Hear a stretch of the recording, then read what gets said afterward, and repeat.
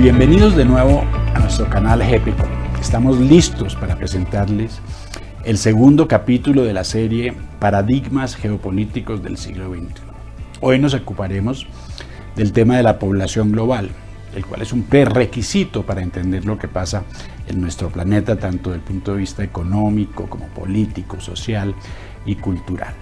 Quería agradecerles sobre todo a aquellos que se suscribieron a este segundo capítulo y espero que los próximos les agraden también. Vamos a tener el nacionalismo y el globalismo, vamos a tener a la China, vamos a tener los medios de comunicación y nos vamos acercando a las elecciones de los Estados Unidos que van a ser cruciales para el mundo entero. De nuevo, muchísimos agradecimientos.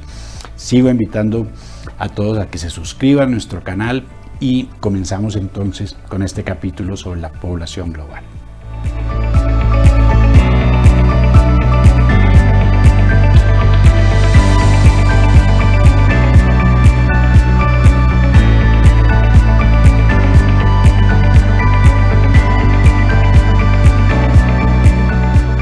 En la introducción de la serie de Paradigmas Geopolíticos del siglo XXI, que repito, esperamos hayan visto, hacemos referencia a esa necesidad de cambiar el prisma a través del cual miramos las cosas, a través del cual miramos nuestra realidad, nuestro entorno, nuestro mundo. Y es seguro que en los últimos 30 años las cosas han cambiado mucho y es menester realizar un diagnóstico del presente. ¿En dónde estamos? ¿A qué nos enfrentamos? Sobre todo saber si sabemos lo suficiente. Repito, para aquellos que no han visto el primer capítulo, este está disponible en nuestro canal de GPQ en YouTube. Les recomendamos verlo ya que esta serie tiene un hilo conductor que va desde el primer hasta el último capítulo. Primero veamos cuántos somos, cuántos seres humanos hay sobre este planeta. La población global ha explotado en las últimas décadas. Llevó cientos de años a alcanzar los 1.000 millones de habitantes y en poco más de 2 siglos esta cifra se multiplicó por 7. Según la ONU, para el 2050 la población mundial alcanzará 9.700 millones de habitantes. Hoy por hoy, esta aumenta en más de 220.000 personas por día, unos 80 millones o más, dicen algunos, cada año. Es imposible entender el fenómeno del nacionalismo contra el globalismo, el cual veremos en el próximo capítulo, sin tener en cuenta este factor poblacional. De ese crecimiento poblacional surgen reacciones políticas, sociales y culturales que definen día tras día el futuro de cada uno de nosotros. Y la población mundial crece por varios motivos: disminuciones de la tasa de mortalidad, avances en la medicina, en la ciencia, avances en las instalaciones médicas y los tratamientos, avances tecnológicos, pero con un impacto que puede ser muy grande también en términos de cómo se agotan los recursos naturales, se degrada el medio ambiente, surgen conflictos y guerras, aumenta el desempleo, la desnutrición y otros factores no bienvenidos. Pero además, la población está mal repartida. Una parte del planeta pesa mucho más que la otra. Asia, el continente más poblado del mundo, cuenta con alrededor de 60-61% de la población mundial. Solo en China viven 1.440 millones de personas y en la India 1.390, lo que representa el 19 y el 18% de la población mundial respectivamente.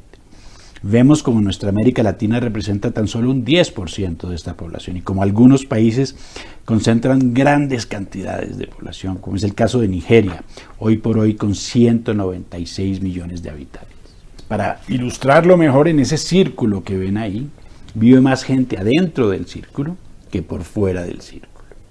Asia tiene todo el peso de la población mundial. Y vemos cómo en las próximas décadas el crecimiento de las diferentes regiones será muy desigual, con el Asia y el África tomando la delantera. Como ven, según los cálculos hechos en el presente con respecto a este crecimiento, a medida que pasan los años, la mayoría poblacional planetaria será mayormente asiática y africana, mientras que la población de Europa, de América del Norte y de nuestra región será minoritaria. África, por ejemplo, es sin duda la región que más crecerá en las próximas décadas debido a sus altas tasas de natalidad. Es más, se estima que la población africana se duplicará en los próximos 30 años. En este contexto, hay que tener en cuenta que el crecimiento poblacional de una región tiene gran incidencia sobre la situación de otras regiones, en particular cuando se trata de regiones más pobres, como es en el caso del África. El hecho es que muchas personas en búsqueda de una mejor vida tratan de entrar en el continente europeo a través del Mediterráneo, y estos movimientos migratorios ponen mucha presión sobre el continente, como siempre pone presión la migración sobre los países receptores. Que vemos entonces como el crecimiento poblacional de nuestro planeta en las próximas décadas resultará en un gran desequilibrio. Una vez más, mientras que Asia y África engordan, nuestras Américas se encogen. Por otro lado, otra característica importante es del crecimiento poblacional en las ciudades. En las últimas décadas hay realmente un nuevo mundo urbano, uno en el cual megaciudades surgen por todas partes trayendo consigo los típicos problemas urbanos, pero peores, como problemas ambientales, de polución, falta de servicios básicos, recogimiento de basuras, agua potable, movilidad y todo tipo de problemas sociales como la violencia urbana. Hoy por hoy existen ciudades con más de 25 millones de habitantes en el continente asiático y otras megaciudades que no se quedan atrás en nuestra región, como México, Ciudad de México o el Cairo en Egipto, con 20 millones de habitantes o más. Pero si crecemos de manera desigual, esto se debe a las diferencias en las tasas de fertilidad alrededor del mundo. La tasa de fertilidad se define como el número promedio de bebés nacidos de mujeres en edad reproductiva. Vemos como en regiones como la nuestra, estas cifras se sitúan entre máximo 2 o 3, mientras que en algunos países africanos la cifra se puede situar por encima de los 5 y puede sobrepasar hasta los 7 bebés en promedio. Se requiere una tasa de fertilidad de 2.1 para mantener el tamaño de una población. Lo importante aquí es entender que además del crecimiento desigual entre regiones, las edades medias de las poblaciones también cambian. Por ejemplo, mientras que la población europea y la de nuestro hemisferio envejecen, en África y en Asia se concentra la población más joven, y esto tiene repercusiones enormes, importantes desde el punto de vista del desarrollo económico y social. Si vemos la mediana de edades proyectada hacia el futuro, vemos como las poblaciones más jóvenes se concentrarán también en las regiones de mayor crecimiento poblacional. La población en edad de trabajar es de suma importancia para cualquier país. Los cambios en el tamaño de la población en edad de trabajar, definida generalmente como las personas de 15 años o más, pueden afectar considerablemente el mercado de trabajo y la economía de un país y del mundo entero. Una población en edad de trabajar cada vez mayor ofrece oportunidades de crecimiento económico y viceversa. Al mismo tiempo puede crear problemas para la creación de empleo. Bueno, pero veamos qué hay detrás de todo este crecimiento poblacional. ¿Cómo ha evolucionado la riqueza en el mundo? ¿Cómo se reparten los recursos del mundo? El impacto que ha tenido durante las últimas décadas la globalización sobre las economías, sobre la política, y sin duda alguna el mundo se ha enriquecido, pero en este contexto también hay un problema de desigualdad enorme, de desigualdad de recursos, una desigualdad realmente desproporcional. Mientras que países del norte, los países más desarrollados, han gozado más de los beneficios de la globalización, hay todavía grandes niveles de pobreza en varios continentes, en Asia, en África, en América Latina. Y la globalización ha sido sin duda beneficiosa para la humanidad, para muchos países y economías emergentes que han aprovechado los mercados, ha crecido el comercio internacional, pero definitivamente no ha sido beneficiosa para todos, ¿cierto? Y los países más pobres siguen hundidos en la pobreza. Las economías emergentes no han podido realmente despegar lo que era antes supuestamente lo que implicaba la globalización, que era el libre comercio, pues no se ha dado como tal. Hay todavía muchas barreras al comercio. Y sobre todo las corporaciones multinacionales están jugando un papel muy muy importante, y eso lo veremos en la próxima parte sobre nacionalismo contra globalismo, donde estas corporaciones se constituyen entre los principales actores del destino de nuestro planeta por su influencia creciente. Inclusive han sido acusadas de problemas ambientales, de injusticias salariales, de explotación de trabajadores. Y por otro lado, la globalización ha traído consigo, desafortunadamente del lado negativo, también la posibilidad de que se dispersen los virus, como tenemos ahora con el COVID, como pasó con el HIV, el VIH, SIDA, cosa que no pasaba antes. La gente se mueve más, obviamente, y hemos visto y hemos sido testigos todos nosotros en estas épocas desafortunadas de COVID. Definitivamente está mal repartido. Veamos más de cerca cuán mal repartido está. En este contexto vemos dos tipos de disparidades. Por un lado, mientras que para muchos países en desarrollo la globalización ha constituido una oportunidad, son los países desarrollados los que se han beneficiado, como mencioné. En otro sentido, el famoso índice de globalización COF muestra cómo estos países toman ventaja sobre los menos desarrollados y agrandan la brecha económica aún más que en el pasado.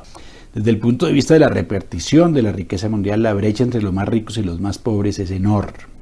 Menos de 1 millón de personas goza del 47% de los recursos del mundo, mientras que 68% de las personas del planeta tiene acceso solo a 3% de estos recursos. Esta disparidad es obviamente enorme. Pero la concentración de riqueza no para ahí. Dentro de ese millón de personas que se beneficia de la mayor parte de recursos del planeta, hay algunos cuya riqueza es verdaderamente desproporcional. Las grandes fortunas del presente son mucho mayores que las del pasado y el nivel de concentración del capital global en pocas manos no tiene precedente. Como veremos en el próximo capítulo cuando hablemos de nacionalismo versus globalismo, la influencia política que estos actores tienen a nivel global es muy significativa e involucra tanto las corporaciones multinacionales que estos poseen como los grandes conglomerados mediáticos que dirigen y manipulan la información a conveniencia. Pongámoslo en perspectiva. Si combinamos el valor de Amazon, Apple, Microsoft y Alphabet, llegamos a la cifra de $4.7 trillones. El poder financiero del llamado Club del Trillón representa nada más y nada menos que 12 veces el PIB de Colombia, 4 veces el PIB de México y un poco más de 2 veces el PIB del Brasil. Estas corporaciones y estos nuevos ultrabillonarios son un nuevo factor en el mundo moderno que no se puede desestimar. Pero del otro lado que tenemos, obviamente, la pobreza y el hambre. A pesar de que se han hecho avances significativos durante las últimas décadas en términos de la reducción de los niveles de pobreza a nivel global, la cifra sigue siendo inaceptable. Esta cifra crecerá además sin lugar a duda después de esta pandemia debido al desplome económico que la pandemia trajo consigo en la mayoría de países del mundo. De cualquier forma, alrededor de 1 de cada 7 personas sobre este planeta vive en la miseria absoluta. La ONU estima que para el 2050 tendríamos que aumentar la producción de alimentos en un 60% con respecto a los niveles del 2009 para satisfacer las demandas de nuestra creciente población planetaria. Y naturalmente, no podríamos dejar de mencionar el crecimiento de la corrupción, uno de aquellos fenómenos que se ha acomodado más y más en un mundo cuya globalización avanza más rápido que las capacidades de control.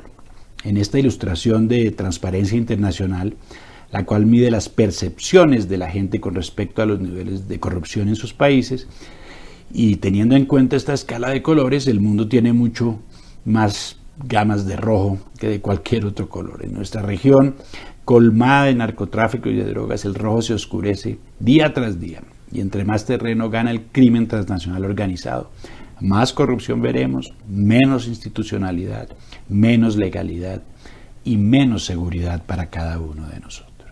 Como mencionamos en el primer capítulo, pues este crecimiento poblacional también trajo consigo enormes movimientos migratorios a través del mundo entero. Migraciones desde Oriente Medio hacia Europa, desde América Latina hacia los Estados Unidos, del África a través del Mediterráneo, la migración como fenómeno se ha incrementado sin duda. Y gran parte de estos flujos de migración, como vemos, son hacia los Estados Unidos. No solamente dentro del hemisferio, es decir, de Latinoamérica hacia Estados Unidos y sobre todo de Centroamérica hacia Estados Unidos, pero también del África y de muchos otros continentes. Estados Unidos es uno de los países que más migrantes atrae. Ahora bien, el más álgido en términos de problemas migratorios es aquel de América Central. Hemos visto personas de El Salvador, de Guatemala, de Honduras, de muchos países que llegan a la frontera con México, y ustedes ya saben que se ha creado una crisis, además por la construcción de un muro por parte del presidente de los Estados Unidos.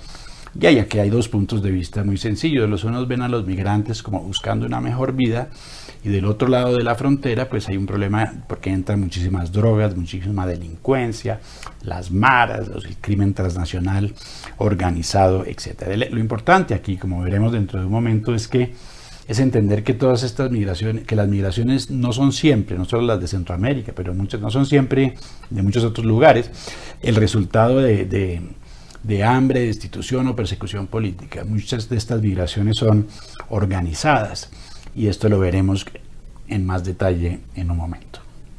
La migración hacia el continente europeo ha sido intensa también, sea desde Siria y otros países de Oriente Medio o desde los países del África. Situaciones de crisis que se presentan recurrentemente en el Mediterráneo, donde muchos migrantes pierden sus vidas y a lo cual los países europeos pues se han visto obligados a responder.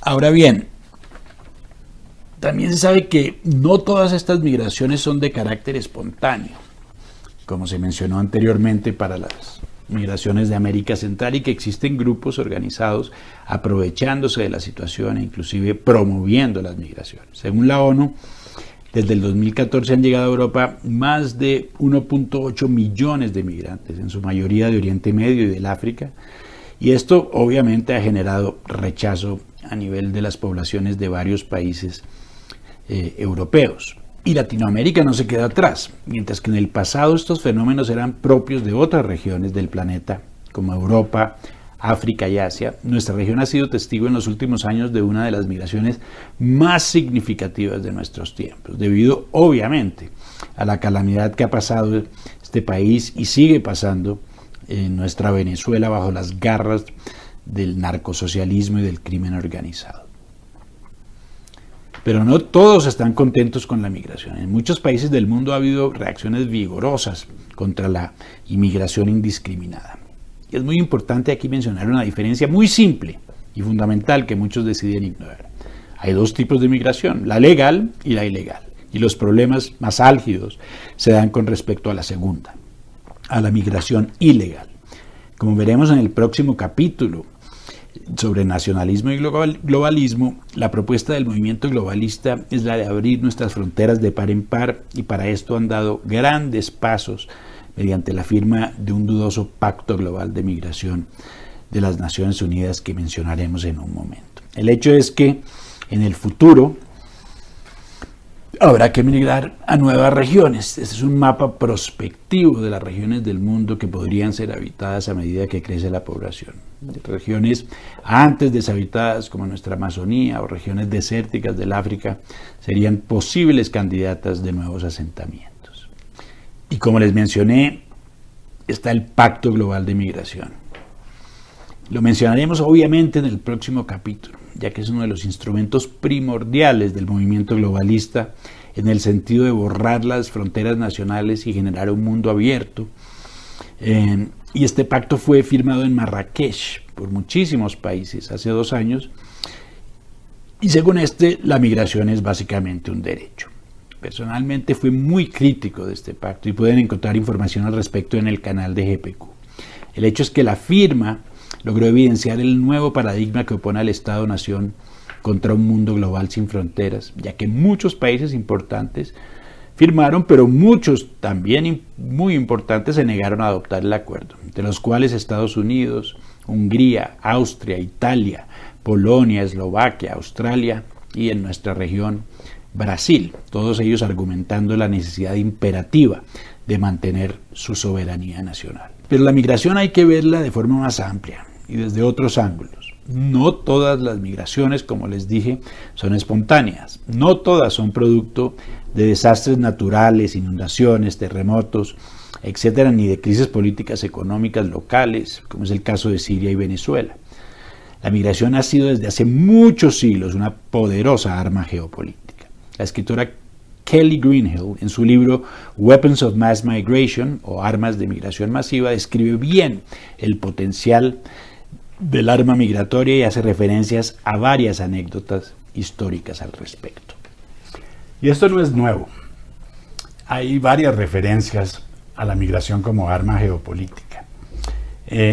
Tenemos ahí la imagen de Deng Xiaoping y el expresidente de los Estados Unidos, Jimmy Carter. Hay una anécdota que se menciona en ese libro de Greenhill, cuando el presidente Carter le dice a Deng Xiaoping que por qué no le permite a sus disidentes salir del país, que por qué los tienen cerrados, y la respuesta de Deng Xiaoping es: yo sí le permito a mi gente salir, si usted desea, yo dejo que 30 millones de chinos estén mañana en Nueva York. La anécdota cuenta que la discusión sobre derechos humanos se acabó y no hubo más discusión. Es un arma. Otro ejemplo muy diciente es el de Muammar Gaddafi, ex líder de Libia, el cual mantenía un acuerdo con los europeos básicamente porque en una ocasión mencionó: si yo abro la llave del África, Europa la convierto en Europa negra. Es decir, había una amenaza migratoria muy grande. Esto no es nuevo, esto lo han utilizado inclusive imperios del pasado, y hay que tener en cuenta este hecho de que la migración no es todo caridad, no es todo búsqueda de humanidad. Hay muchísimos artificios por detrás y personas que se aprovechan infamemente de la migración.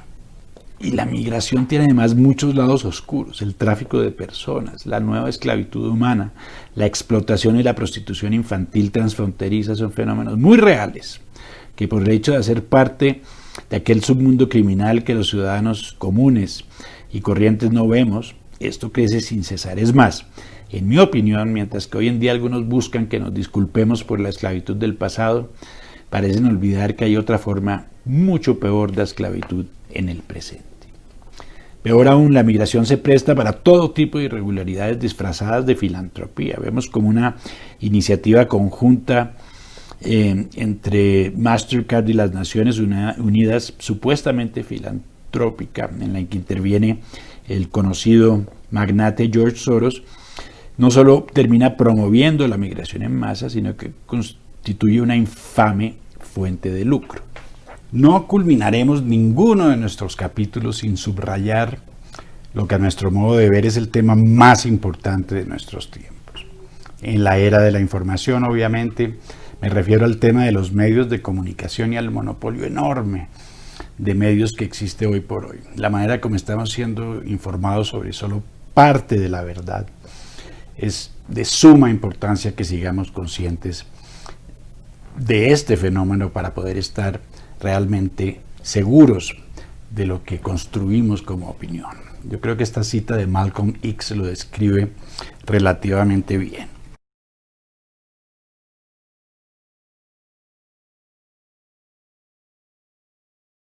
El hecho es que estamos en este planeta lleno de gente, desequilibrado desde el punto de vista económico, ricos, pobres. Eso son realidades inaplazables realmente. Y como les dije, esta referencia poblacional es muy importante para el próximo capítulo que veremos a continuación, el que opone el nacionalismo al globalismo. En este sentido, quiero de nuevo agradecerles enormemente por la suscripción e invitarlos a ver el próximo capítulo, en el cual veremos el nuevo paradigma de nuestro siglo, un paradigma definitivo que en gran parte se está definiendo en las próximas elecciones de los Estados Unidos. Muchas gracias de nuevo y nos vemos muy pronto.